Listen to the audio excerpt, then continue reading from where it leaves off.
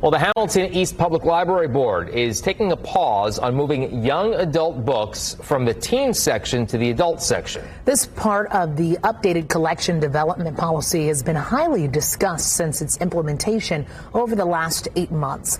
News 8's Danielle Zolkowski has been covering this story all year and was at this afternoon's meeting.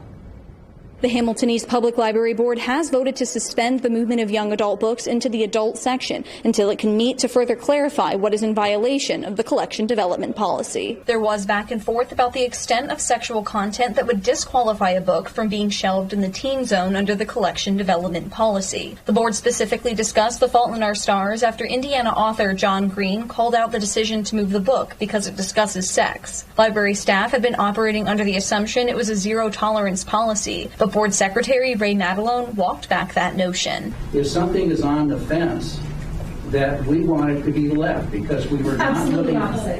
The operational response plan is clear that if there's any question, we age it up.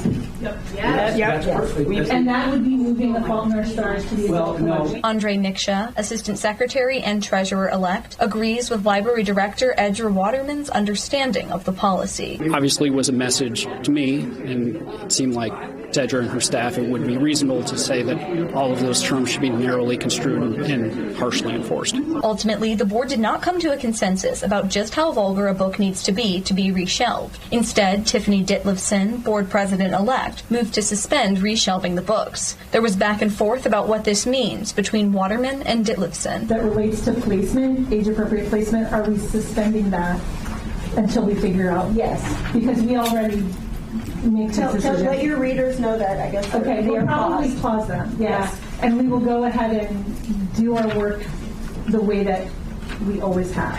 32 people spoke about the collection development policy during the meeting. 5 were in favor, while 27 opposed it. The board has not determined if they will discuss the policy in a special meeting or the regularly scheduled September meeting. I'm Danielle Zolkowski for Wish TV, wishtv.com, and like us on Facebook.